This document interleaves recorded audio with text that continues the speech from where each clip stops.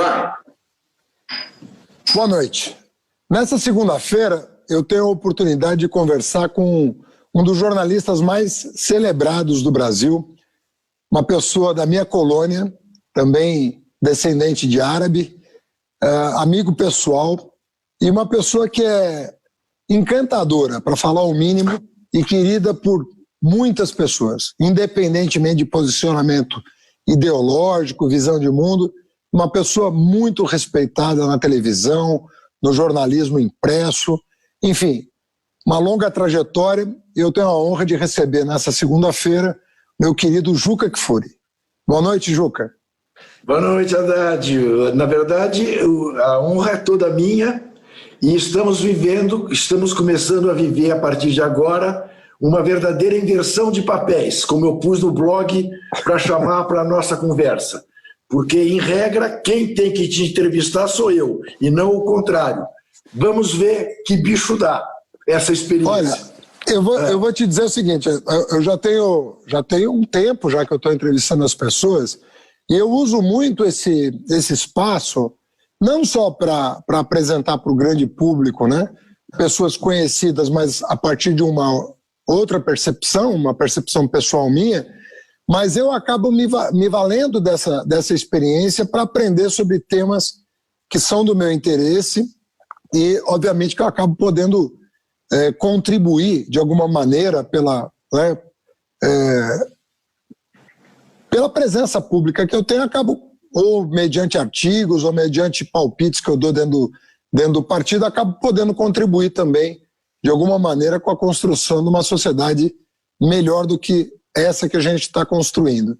Então, você é uma figura muito interessante pelos posicionamentos que você tem, pela maneira como você se coloca, pela abrangência dos temas que você trata.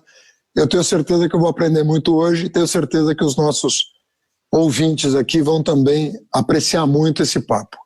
Eu queria começar, Juca, perguntando se você tem ainda vínculos, de alguma maneira, com os teus ascendentes do Líbano, ou se está todo mundo no Brasil.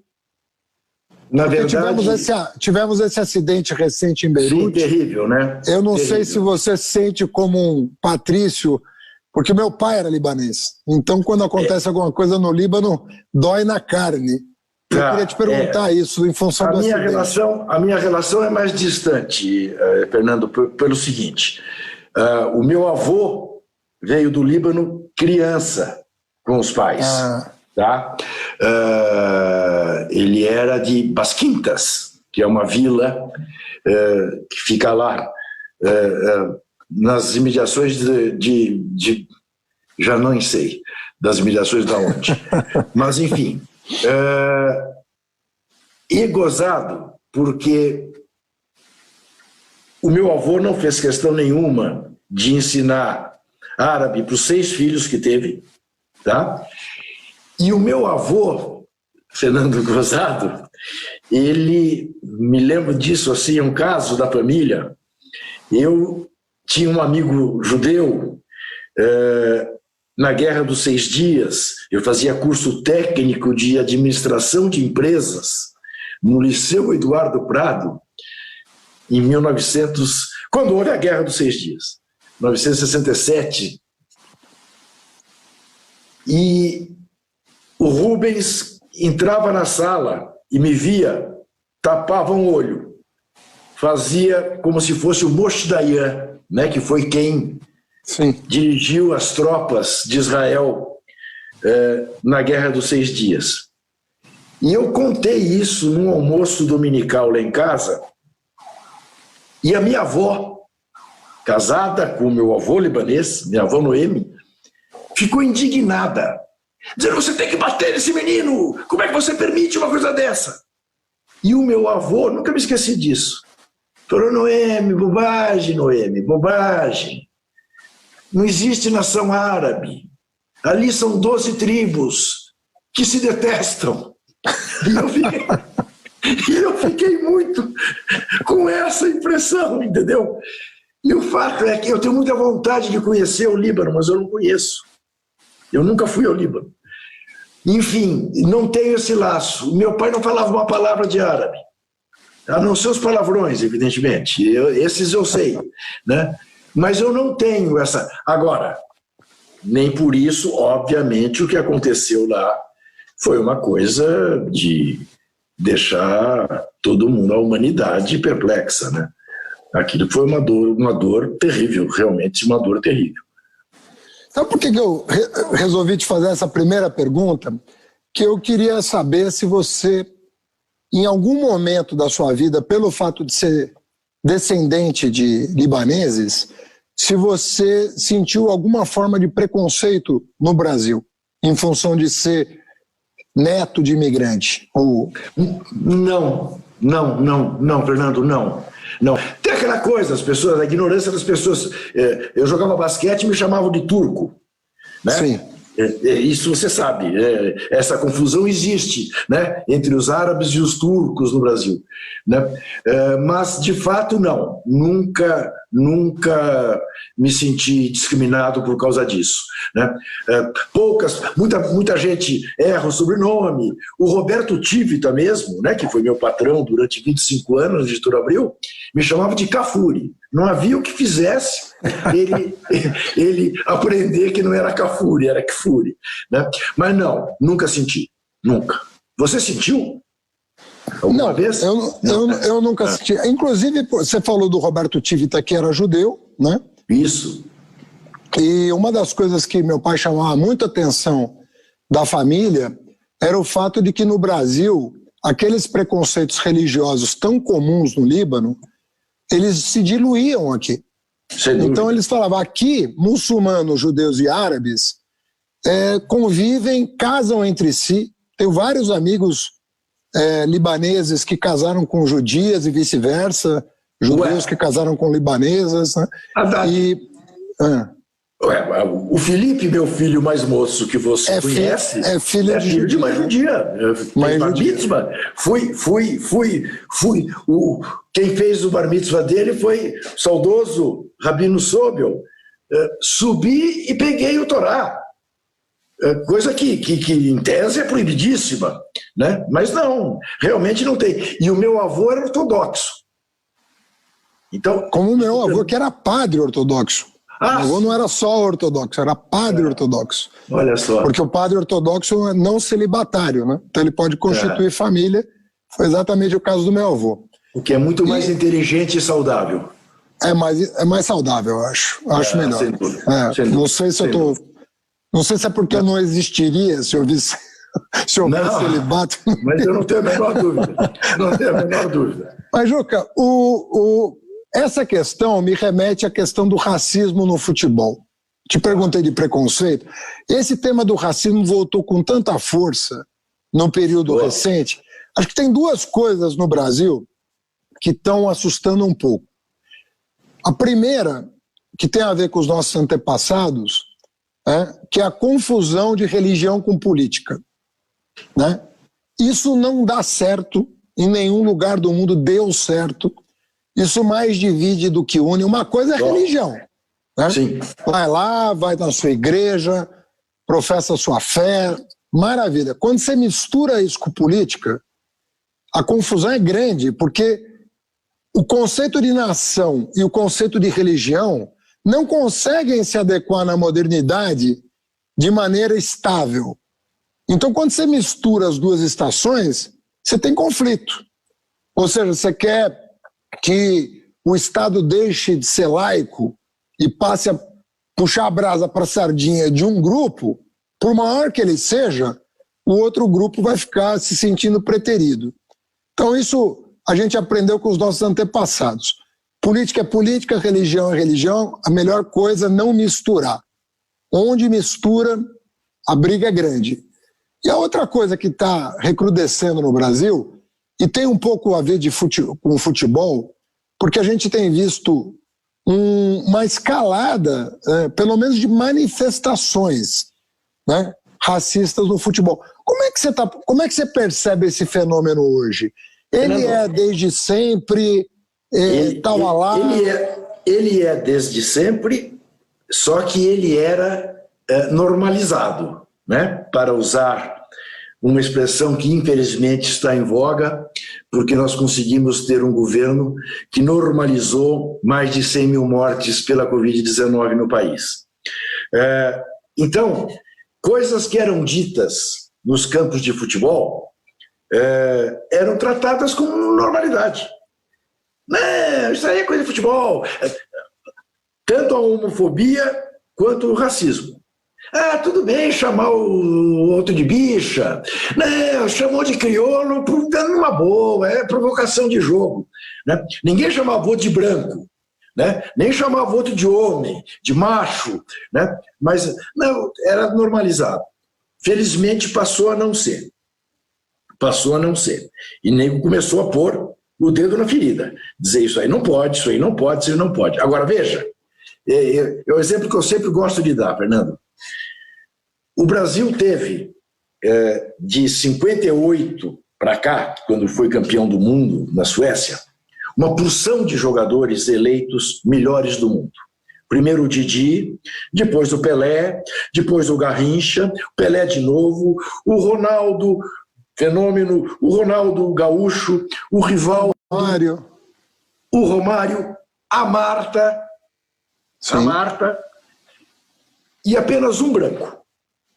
O Kaká, que de todos era o único que não se pode dizer, não era gênio. Era um bom jogador, sem dúvida, tanto que foi eleito naquele ano, mas ele era muito mais um atleta perfeito, que num ano, por se dedicar e tal, brilhou e ganhou com justiça o título. Todos os demais eram negros e eram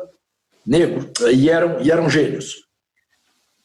Você não tem um treinador brasileiro que tenha disputado uma Copa do Mundo pela seleção do Brasil. O treinador negro brasileiro que disputou uma Copa do Mundo foi o Didi, dirigindo a seleção do Peru em 70. Você não tem um dirigente de clube negro no Brasil, a não ser na Ponte Preta. E ele se elegeu vice-presidente e acabou assumindo a presidência. Não precisa dizer mais nada, tá? Não precisa dizer mais nada.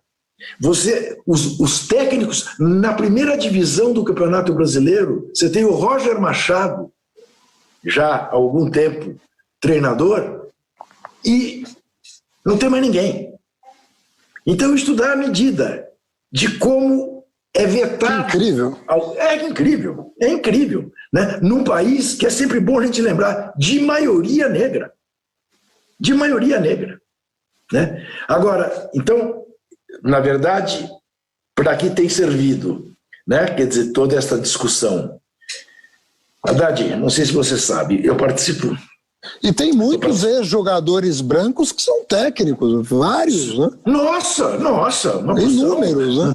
Não, Tele Santana era jogador, Filipão era jogador. Zagallo era jogador, né? Rogério Ceni era jogador. Dunga era jogador. Sim, esses todos foram técnicos de seleção brasileira e foram para Copas do Mundo. Né? Raimundo Moreira, negros não. Né? Que incrível isso, Haddad, sabe? A gente não se dá conta, né? Se ninguém chama atenção, a gente não se dá conta do... Haddad e goleiros.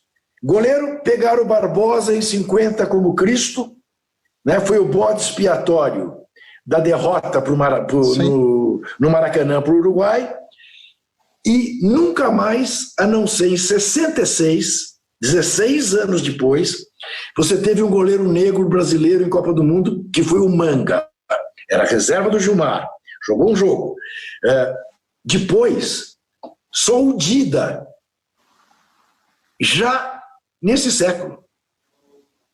Tá? Quer dizer, não, no final do século passado, nesse século. Nesse século. Então, você veja, porque goleiro negro treme. Goleiro negro nervoso. Por causa de 50.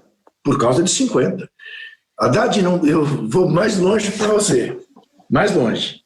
Em 1958, quando o Brasil foi campeão do mundo pela primeira vez, a seleção brasileira, titular, no primeiro jogo, só tinha um negro, o Didi. porque o reserva dele também era negro, Moacir. O Garrincha começou na reserva. O titular era o Joel, do Flamengo branco. O Pelé começou na reserva. O titular era o Mazzola, branco. Veja. Você sabe que eu joguei bola com o Gilmar, né? O goleiro de 58. Ah, é? Eu jogava bola no Esporte Clube Sírio. Ele era, sim. Ele era associado ali. Sim. E ele não jogava nunca no gol. Até para não desequilibrar demais, né? O jogo. Sim. E quando ele ia para o gol, ele fazia um acordo conosco e ele só pegava com o cotovelo. Olha só. E até pênalti, a dificuldade era muito grande de bater um pênalti, porque ele pegava com o cotovelo. Por melhor que você batesse o pênalti, ele com o cotovelo conseguiria tirar. Era um negócio avassalador, assim, um negócio realmente absurdo. Agora, essa cartolagem, Juca, essa cartolagem branca, como você diz, é um nó a desatar, né? Porque, ao mesmo tempo que vamos dizer, a ideia que se tem é que é uma coisa privada o futebol, né? Uma coisa dos clubes e tudo mais.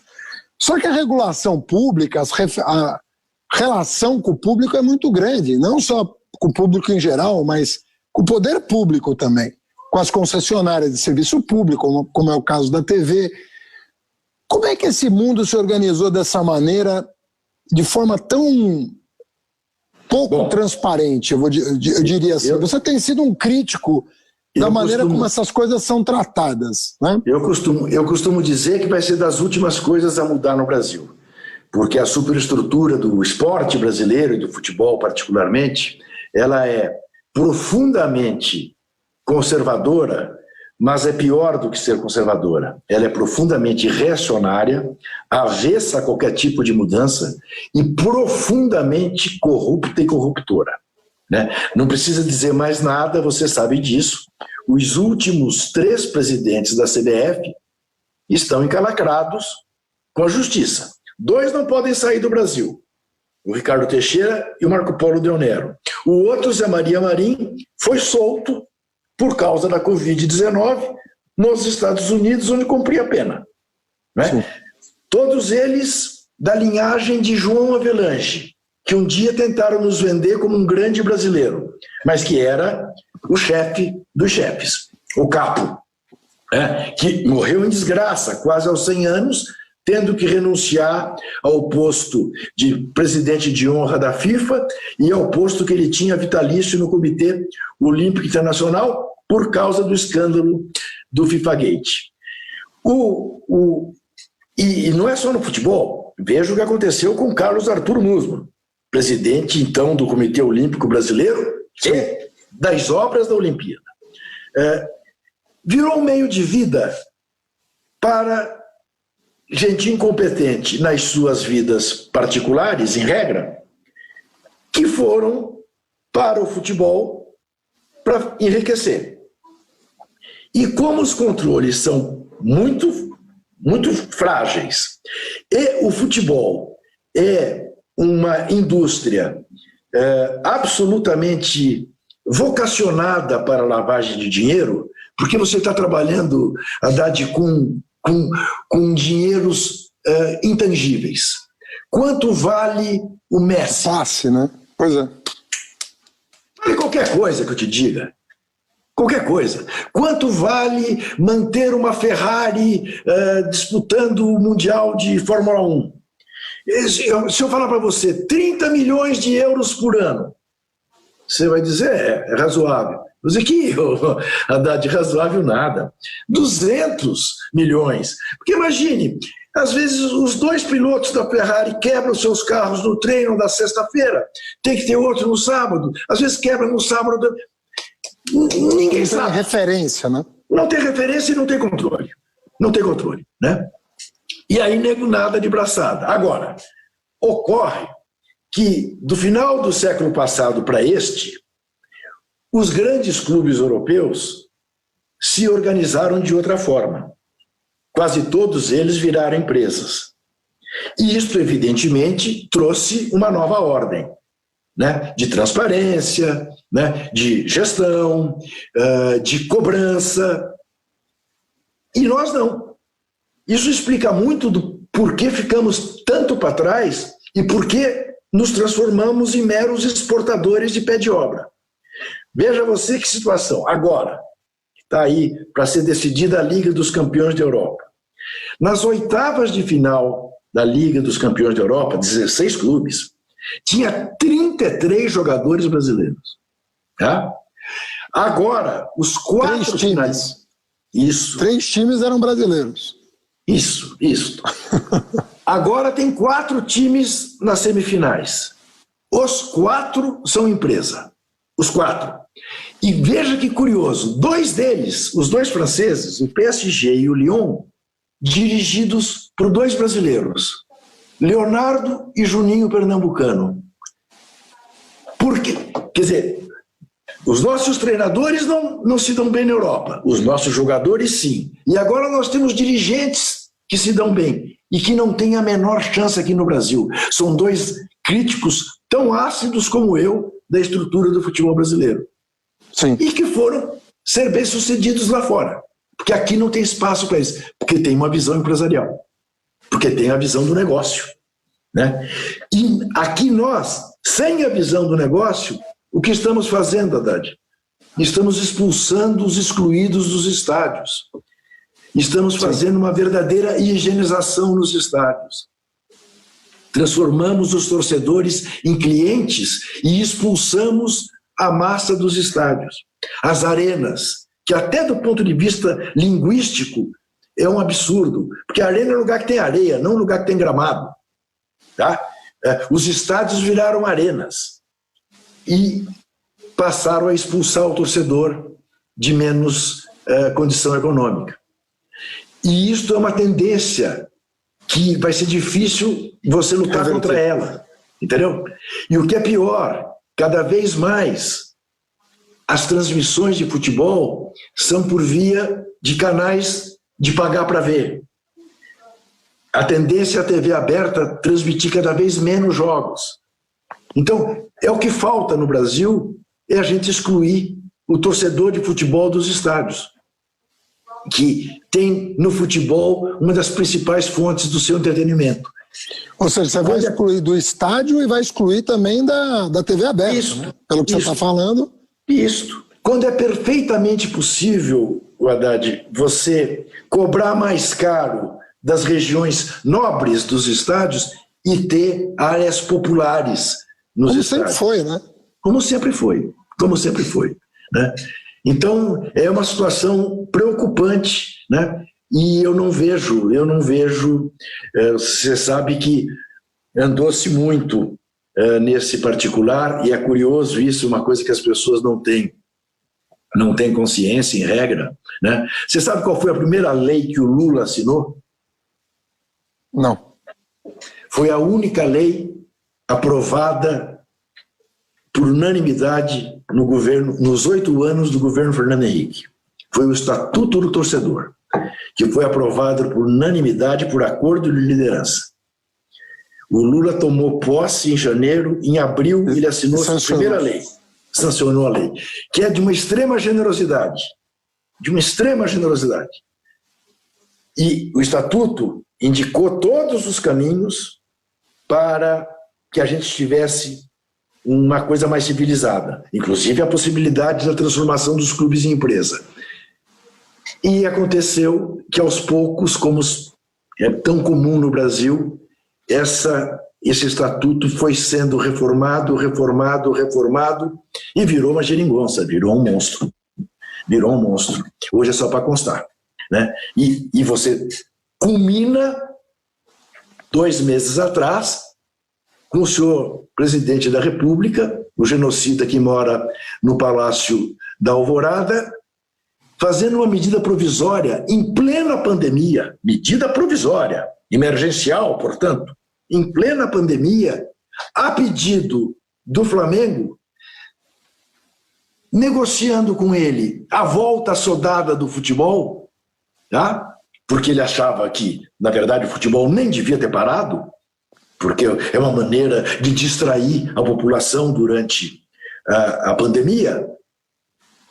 E nós temos hoje uma situação jurídica absolutamente capenga, em que contratos perfeitos estão sendo discutidos, porque alguns clubes espertamente querem usar a medida provisória, o direito do mandante em transmitir seu jogo, embora tenha um contrato perfeito já consolidado, e nós temos alguns jogos que não vão passar na televisão porque tem guerra de liminar, o diabo quatro. Até isso. Ou seja, a medida provisória afetou o ato jurídico perfeito, afetou os contratos assinados. Sim, senhor. Sim, senhor. E sempre sobre as... Qual foi a segunda intenção da medida provisória? Foi sacanear a TV Globo. Né? E a tal história, né, Haddad? Tudo e qualquer coisa que seja contra monopólio terá o meu apoio. Tudo e qualquer coisa que seja contra monopólio terá o meu apoio. Então, se essa medida é uma medida que democratiza a possibilidade de transmissão, eu bato palma. Agora, desde que o intuito seja este, não seja o intuito mesquinho, que é mais ou menos a mesma coisa que ele fez em relação a querer ferrar com o jornal Valor Econômico do Grupo Globo. Sim. E tirar os anúncios de balanço da mídia impressa, né?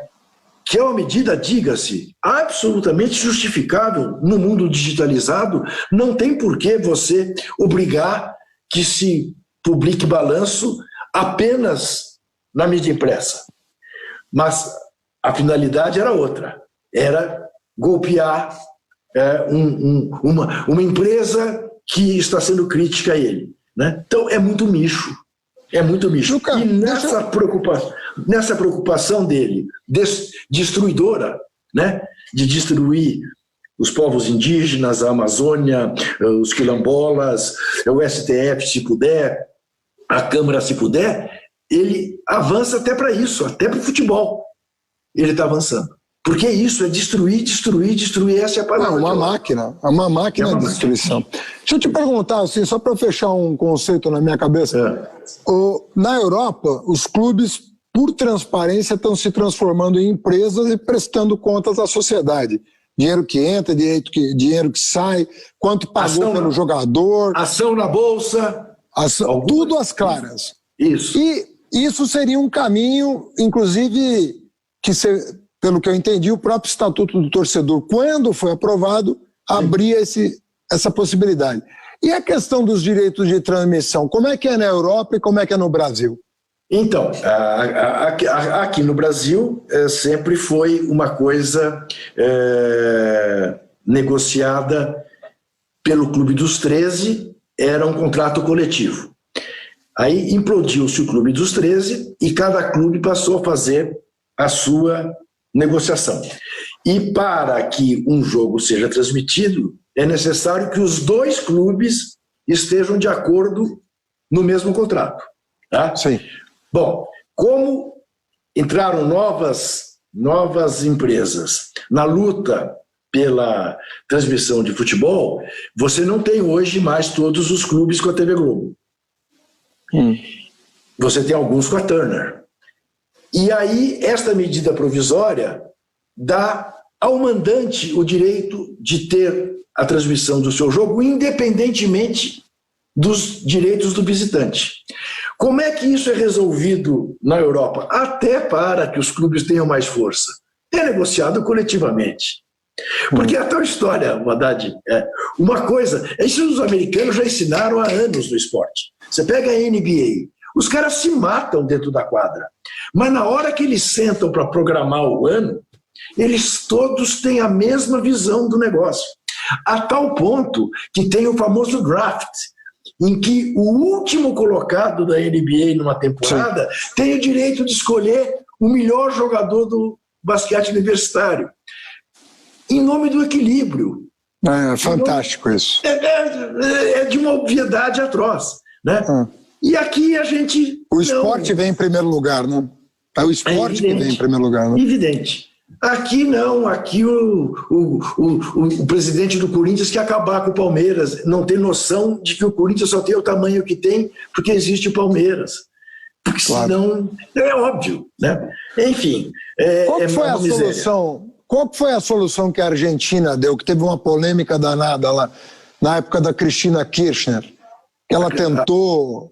A Cristina simplesmente pegou o direito de transmissão e deu para a TV estatal.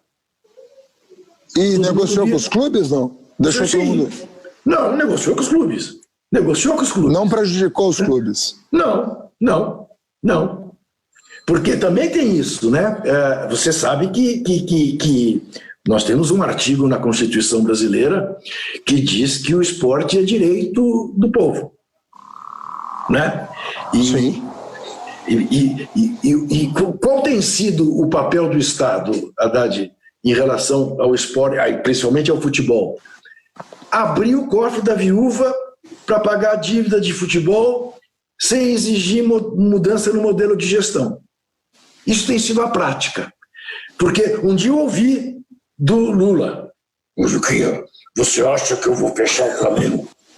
Não vai fechar o Flamengo. Ninguém quer que se feche o Flamengo, embora o Flamengo devesse 1 bilhão para o Estado brasileiro. Vamos achar um jeito de você pagar isso aí, mas nós vamos achar um jeito de você administrar isso aí melhor. Não vou te permitir pagar a dívida com o meu dinheiro, a dívida que você fez, e você continuar agindo da mesma maneira. Parece evidente. O que você fez na Itália? Lá atrás, nos anos 80, com a mão direita, o governo italiano pagou a dívida. Com a esquerda, obrigou os clubes a virar empresa. Entendi. Agora, se não virar, não paga a sua dívida. Olha só, clubes endividados, o torcedor pobre longe dos estádios. O torcedor pobre talvez comece a ter dificuldade de assistir pela televisão os jogos, porque agora é tudo pay-per-view. Jogadores de talento, todos sendo exportados. A Champions League absorvendo o talento do mundo inteiro. Virou a NBA do futebol. Exatamente. A Europa hoje é para o futebol o que os Estados Unidos é para o basquete. Né? Exatamente. Os 50 estados americanos lá, né? Virou uma coisa assim. Essa meninada, a gente aprende a jogar bola na praia, no clube, não sei o quê. Essa estrutura não corre risco de longo prazo de você perder a base mesmo de sustentação. Imagina daqui, se isso permanecer assim durante décadas, se a gente não encontrar uma saída para esse imbróglio, você não teme que a própria popularidade do futebol em relação às crianças e tal, ela não pode perder um pouco da aderência que tem a cultura brasileira? A gente não corre algum risco disso acontecer? Mas muitos riscos. Saudade do céu. Veja bem, comecemos do começo. São fatores que explicam o empobrecimento do futebol brasileiro, a especulação imobiliária. Acabou a várzea. Aonde tem várzea? Aonde tem várzea hoje? Em São Paulo. Bem lembrado. O próprio futebol na praia, o aumento da população e a frequência às praias prejudicou o futebol, porque não dá para ficar lá 22 caras jogando bola num pedaço de areia. Então, tem horários de noite, não sei o que e tal. Já não é mais aquilo que era antes. Bom, começamos a exportar. Não é que nós começamos sim, pelo Zico, pelo Sócrates, pelo Falcão, jogadores já consagrados. Mas hoje, Haddad, tem casos de jogador que eu estou vendo na televisão a transmissão e o narrador fala: bola com o Jorginho. Eu falo: mas que Jorginho é esse? Será que ele é português e eu não bobiei? Aí eu vou ver. É um cara que jogava no futebol de Alagoas, foi jogar na Ucrânia, fez sucesso na Ucrânia e foi para a Itália ou foi para Portugal e está brilhando. Você nunca viu jogar no Brasil. Nunca viu jogar no Brasil. Então, agora, veja resultados. A última Copa do Mundo vencida por um time sul-americano foi 2002, o Brasil. De lá para cá, Haddad, não é que apenas os europeus foram campeões. Apenas uma vez teve um sul-americano, depois disso, na final, que foi a Argentina, aqui na Copa do Brasil. De resto, você já teve Croácia, virou, é um torneio de europeus. Torneio de clubes, que o São Paulo ganhou 3 vezes, que o Santos ganhou 2 vezes, que o Inter ganhou, que o Corinthians é o último campeão sul-americano do Mundial de Clubes, 2012. De lá para cá, houve 8 competições. Não demos para o começo. E ainda com alguns vexames, de ser eliminado na semifinal por time da Ásia ou por time da África, ou chegar na final e tomar de 4-0, como o Santos tomou do Barcelona, que levou um baile. Enfim, eu não só vejo esse risco, como te digo, a garotada, você vê na rua, com a camisa do Barcelona, com a camisa do Real Madrid, com a camisa do Bayern Munique, do Chelsea, do Manchester, né? Competindo com as camisas dos clubes brasileiros. É absolutamente inevitável que isso aconteça. Agora, nós continuamos a ser os produtores dos melhores jogadores do mundo. Eu repito, tinha 33 brasileiros nas oitavas de final da Liga dos Campeões. Quer dizer, em 16 clubes, de 16 clubes você tinha 3 de brasileiros. Não, você pega o Paris Saint-Germain, que vai jogar a semifinal amanhã, além do Neymar, Thiago, Marquinhos. Você pega o Lyon, tem 6 brasileiros. 6. Mais brasileiro do que estrangeiro. É isso. Do que francês. Do que francês. Mas que nós corremos esse risco, corremos. Nós cuidamos muito mal. Muito mal.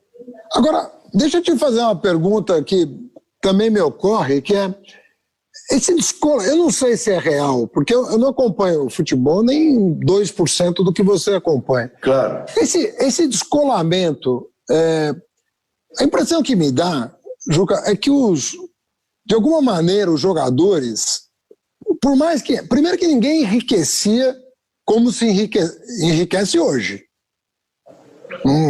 Não existe a desproporção, sei lá, a grana que tem um Cristiano Ronaldo, um Messi, um Neymar, nem sei a grana que esses caras têm. É coisa de centenas de milhões de dólares. Um negócio, né?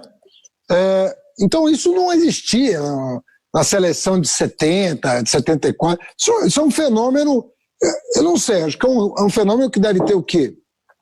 Não tem 30 anos. É de 80 para cá. Tem 40 anos. De 80 para cá. Tem 40 anos. Porque antes disso você não ouvia falar de um jogador ficar bilionário, pô. Não existia isso.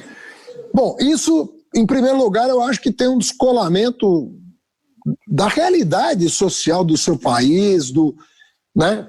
E a gente vê, assim, que eu fico pensando, será que um Sócrates é possível nos dias de hoje? Será que um Maradona é possível nos dias de hoje? Ou seja, um cara que, apesar da fama, apesar dos títulos, apesar de toda a celebridade que era, eu não sei, mas tinha uma liga com a vida real, com a vida do povo, com a sensação de que o cara devia alguma coisa para o seu país. Eu até vejo, assim, o Cristiano Ronaldo é uma pessoa que, vez ou outra, dá uma declaração que você nota ali que tem um cara ali, que tem um cidadão que está preocupado com o mundo, que está preocupado com as questões importantes, mas tem sido cada vez mais raro, né, isso acontecer. O que é o mundo da fantasia que está se abrindo? O que está acontecendo? Estão morando fora, não vem mais para o Brasil, quando vem de iate, vem de jatinho. O que está rolando na cabeça? O Juninho mesmo é um sujeito com uma consciência política muito incomum no mundo do futebol. O Juninho Pernambucano é um luxo, né? Como cidadão do mundo, não é como... Sem dúvida. Um sujeito com uma consciência crítica, uma capacidade de... você que está nesse meio, o que você me diz disso? Primeiro, o atleta, em regra, e no mundo inteiro, é um cara voltado para si mesmo, para o próprio umbigo, porque tem carreira curta, porque está preocupado em ganhar o jogo do fim de semana, em bater o recorde na piscina, na pista, 2 dias depois, e pouco preocupado com o seu entorno. Ele está focado no resultado dele. Em regra, esse é o esportista. E tanto isso é verdade que a gente tem os exemplos que a gente pinça. O Muhammad Ali, que até mudou de nome ao se recusar a ir lutar no Vietnã. Perdeu o cinturão de campeão mundial dos pesos pesados, foi preso, virou muçulmano. Muhammad Ali. Os 2 atletas negros americanos que fizeram o sinal das Panteras Negras, do Black Power, no pódio em 68 no México, e que se ferraram por causa disso, na Olimpíada de 68. Né? E aqui no Brasil, você tem o Afonsinho, que foi um mártir, você tem o Sócrates, o Vladimir, o Casagrande, né? O Juninho Pernambucano. Vou te contar um episódio rapidinho, só para você ter uma ideia. Às vésperas da Copa aqui no Brasil, eu recebi uma ligação, e na hora até achei que era trote, de um cara falando em francês, dizendo: Monsieur Jucá, c'est Daniel. E eu falava em português com ele. Daniel é meu filho, Daniel conheço uma porção. Que Daniel? Ele: Monsieur Jucá, c'est Daniel Combandi, Daniel Rouge. Ele tanto insistiu que eu parei o carro, estava no celular, falei: Daniel Rouge? Bom, para quem não sabe, né? Daniel Rouge foi um dos líderes de maio de 68 na França, né? Porque parou a França, a revolução do proibido e tudo mais. Daniel Rouge vinha ao Brasil fazer um documentário sobre a Copa de 14. Fez, magnífico documentário, um documentário marginal. Eu nem sabia que ele se meteu com audiovisual? Sim. Fez um documentário delicioso, pela borda da Copa, com uma Kombi pintada de Sócrates, em todas as portas e tal. Olha só. Eu fiz um trecho desse documentário com ele. O Raí fez outro, uma liderança comunitária aqui da Zona Leste fez outro. Ele fez um documentário belíssimo. Bom, ele veio aqui em casa. Claro, essa conversa terminou ele marcando de vir aqui. Veio aqui em casa. E aí, a primeira pergunta que ele me fez: veja como são as coisas. Ô Juca, o que explica o jogador de futebol brasileiro ser tão consciente politicamente? Eu falei: como, Dani? Olha só. De onde você tirou isso? Contrário do que eu estou te perguntando. Isso. De onde você tirou isso? Ele falou: ele falou: veja o Sócrates, veja o Afonsinho, veja o Reinaldo, o Casagrande.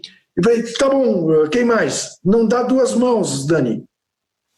Ele: como não?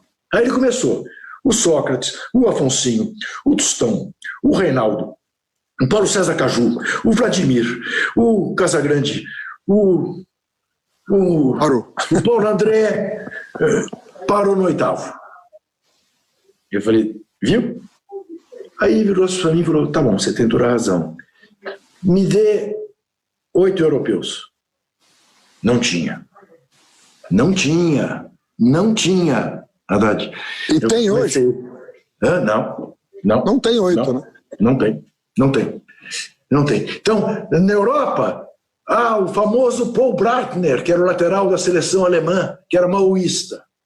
O Eric Cantona. Entendeu? Você não tem atletas que se coloquem politicamente. Na África você tem, gozado, você tem. E na região da velha Iugoslávia você tem também, por causa das guerras, tanto no futebol como no basquete. Porque virou uma questão. O sérvio tinha que ter uma posição, o croata tinha que ter uma posição, e por aí afora. O que é pior nisso tudo, Haddad, é o seguinte: embora eu defenda até a morte o direito do Felipe Melo ser um eleitor do Bolsonaro, e lamente profundamente, mas eu entendo. Porque qual é o raciocínio? O cara veio do nada, criou uma fortuna. O que ele faz, Haddad? Ele reproduz o discurso da segurança, do carro blindado, do condomínio com segurança e da arma para defender o meu patrimônio duramente conquistado. Eu só podia conquistar esse patrimônio jogando bola. Não me venha um pivete na esquina roubar meu relógio. Merece tomar um tiro. Ele não olha para o pivete como o vizinho que ele tinha no lugar em que ele vivia. Entendeu? Ele diz que o filho dele não é aquele pivete. É a discussão da meritocracia brasileira, Haddad. Sem tirar nem pôr. É sem tirar nem pôr. Entendeu? Agora, Juca, no teu caso pessoal, porque pelo que você... A gente, obviamente, que sabe que todo posicionamento crítico tem um custo. Sim. Só não tem custo quando você elogia o status quo. Quando está tudo bem para você, ó, não mexe em nada que está tudo bem. Que é o que a elite quer ouvir. Que está tudo bem, não precisa mexer em nada. Quando uma pessoa tem uma visão de nação, uma visão de país, uma visão de humanidade, ele fala, não está tudo bem. Está cheio de coisa para mudar e nós temos que pensar em mudar. Isso tem um custo. Porque ninguém gosta. Os de cima não gostam de ouvir isso. Gostam de ouvir outra coisa. Gostam de ouvir que as coisas estão indo muito bem, obrigado. Pessoalmente falando, você sempre com a elegância que lhe é peculiar, você nunca deixou de se manifestar sobre os assuntos importantes da vida nacional. E você está num meio que é TV, que é jornal, enfim, você é uma figura pública. Isso te custou? Quanto te custou e... Eu sei que te custou, mas quanto te custou?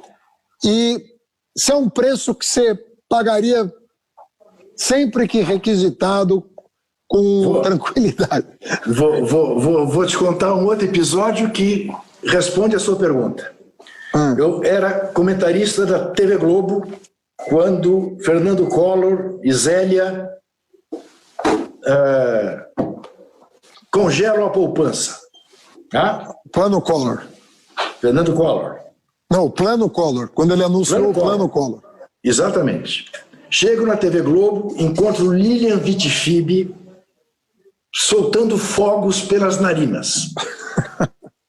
Porque tínhamos, claro, também congelado a poupança dela.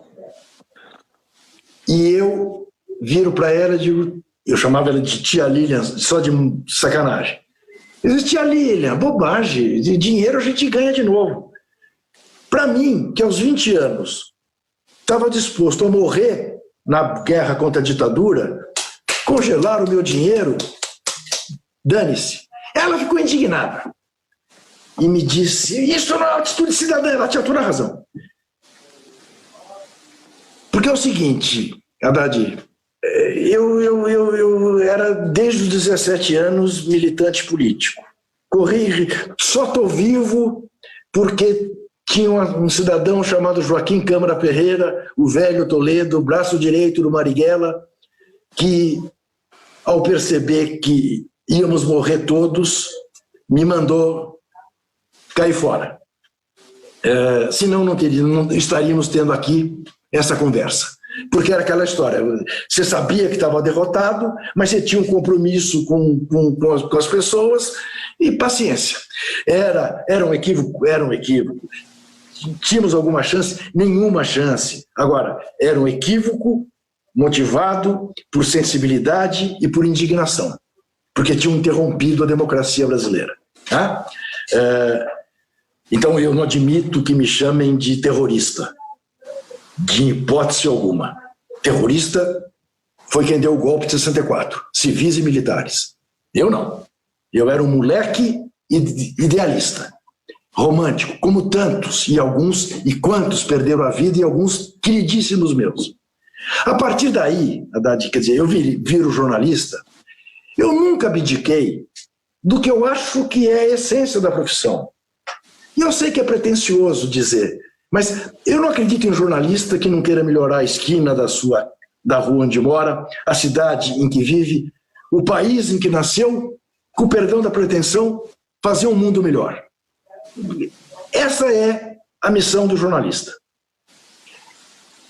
É ser de oposição, que o resto é armazém de secos e molhados, como dizia Milor Fernandes. E quem se curva diante do opressor mostra o traseiro para o oprimido. Ponto. Ou me atura assim, ou não me atura. Agora, houve quem, num determinado momento, depois de 25 anos de Editora Abril, achou que não podia mais, porque tinha que fazer acordos para comprar direitos de televisão, quando a Abril entrou na televisão. E aí, bom, vai embora. Vai ver se tem algum outro lugar que te aceite. Teve. Eu não posso me queixar, Haddad.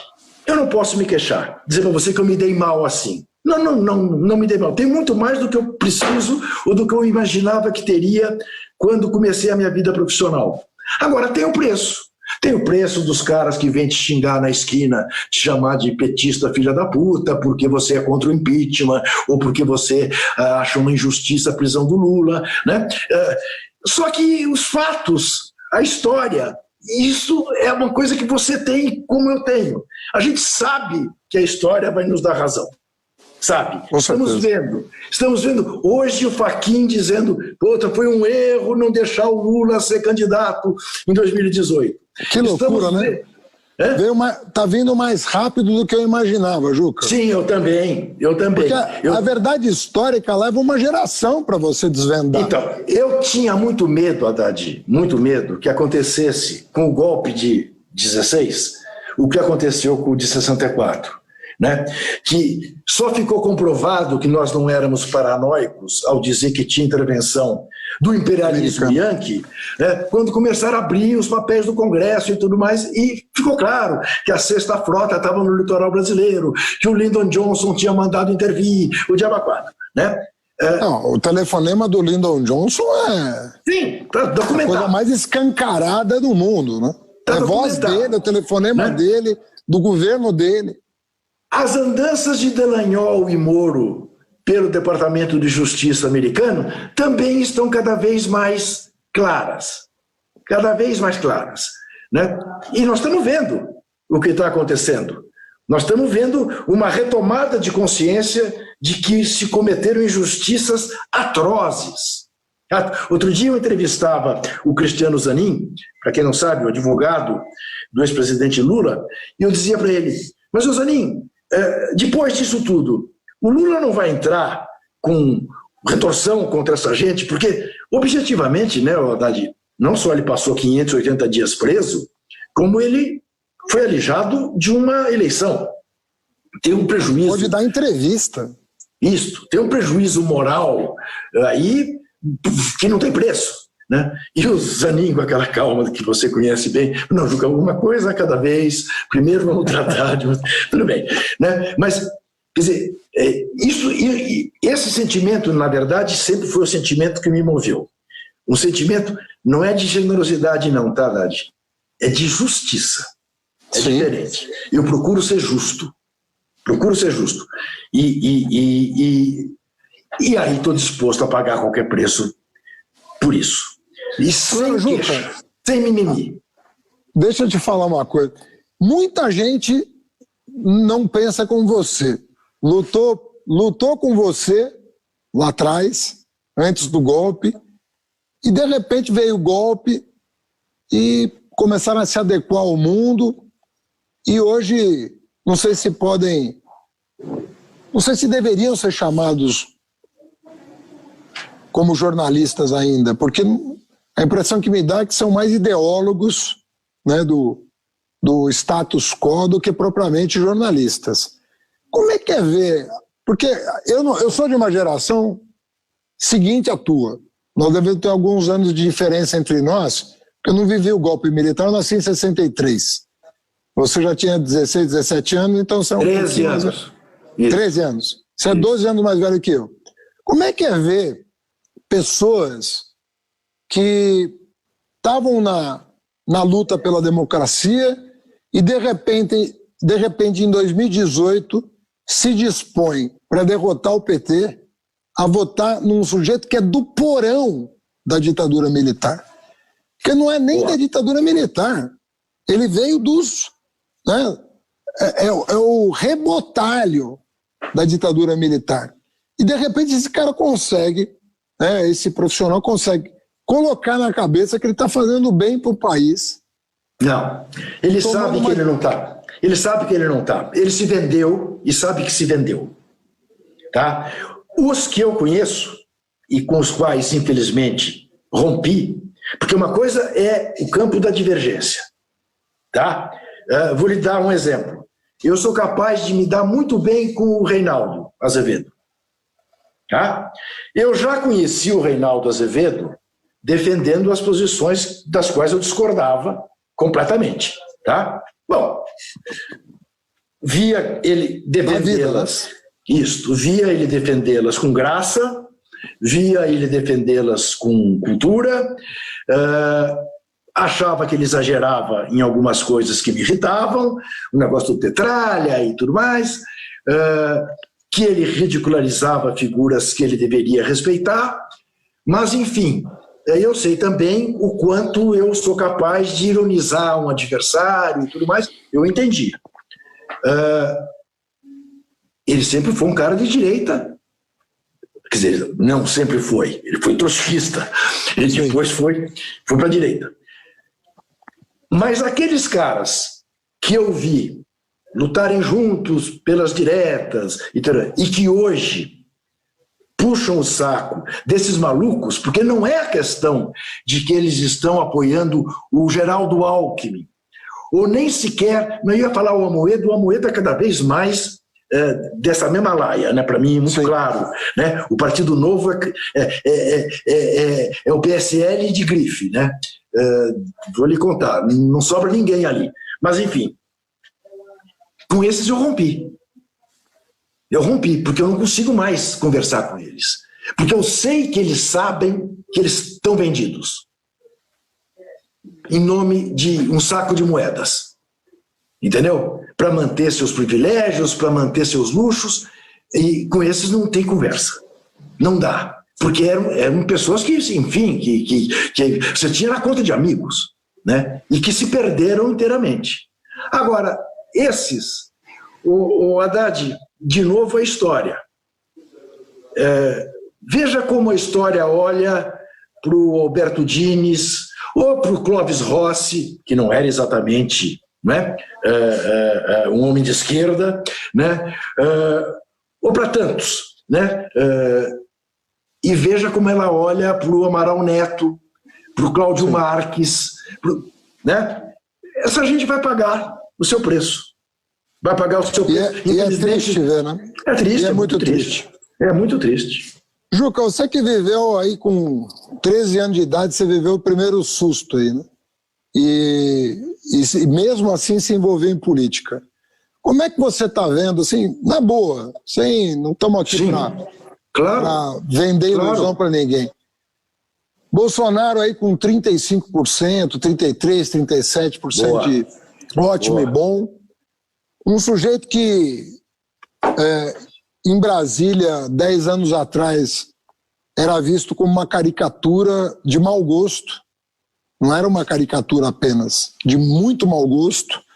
E a quem mal se cumprimentava porque era uma pessoa, para falar o mínimo, desprezível na convivência humana. Não tinha nada de bom dentro dele, sem que você pudesse aproveitar. E, de novo, não tem nada a ver com divergência. Eu aprendo muito conversando com gente que pensa diferente de mim. Se uma pessoa pensar 100% igual a mim, eu não vou aprender nada com ela. Claro. Então, a gente aprende com uma opinião bem fundamentada, com um argumento e tal. E aí você vê o que na tua opinião, de alguém que está vivendo pela segunda vez na vida, né, tomando um susto histórico, vamos dizer assim, de falar... às vezes eu acordo e falo, eu estou no Brasil, isso aqui está acontecendo mesmo. Por vários dias eu acordei com a sensação de que não era real o que eu estava vivendo. Depois me acostumei, né? Porque passo um mês, 2, 3, um ano. O que você, com a tua experiência, o que você me diz? Então. Porque eu peguei o período da redemocratização. Então. Eu ainda peguei o finalzinho da ditadura, mas no final da ditadura eu já não perdi nenhum amigo meu, amigo assim de classe, amigo de militância estudantil, não perdi nenhum amigo meu foi preso, né? Então eu já vivi, teve bomba, cavalaria, essas coisas, eu vi também. Mas perto do que a tua geração, um pouquinho atrás de você, viu, é uma coisa completamente diferente. O Haddad, O que você diz para quem está nos assistindo? Então, vamos superar essa barra? Eu digo o seguinte, eu achava que eu ia fazer essa pergunta para ele, entendeu? E não ele fazer para mim. Eu até ameacei ele antes da gente entrar no ar, que o papel aqui de entrevistador devia ser meu. E eu ia te perguntar, mas já que você me perguntou, eu vou te dizer sem meias palavras. Sim, eu jamais imaginei que aos 70 anos eu fosse viver o que eu vivi aos 14, 15, 16 até, né? Maioridade. Eu fui votar para presidente da República a primeira vez, junto com meu filho mais velho, ele com 16 e eu com 39, né? Isso dá a medida, né? Eu estou muito preocupado, Haddad. Porque eu andei mesmo também acordando achando que estava vivendo uma pegadinha, dizendo, não, isso aí não é sério, né? E cada vez mais percebo o quanto isso é sério, o quanto isso tem método, né? O quanto está em marcha uma tentativa de, ao contrário do que eu vivi na campanha das diretas, que era uma briga pela redemocratização, hoje nós temos uma briga pela manutenção do pouco de democracia que a gente ainda mantém. Digo para você o seguinte, eu, quando tinha 20 anos, tinha muito medo de ser preso, como acabei sendo. E por que eu tinha muito medo de ser preso? Porque eu sabia que eu estava cometendo uma ilegalidade, não uma ilegitimidade, mas eu sabia que eu estava indo contra a ordem estabelecida no Brasil. Então, eu tinha muito medo de ser preso, ir para o doicote, como fui, tinha medo. Ser torturado, tinha medo. Eu não afasto a hipótese, hoje aos 70, avô de 2 netas, de voltar a ser preso. Não tenho medo nenhum, Haddad. Porque a minha experiência de vida e a minha superioridade sobre esses que eventualmente possam me prender é tamanha que eu tenho certeza que, se isso acontecer, eu vou estar o tempo inteiro de dentro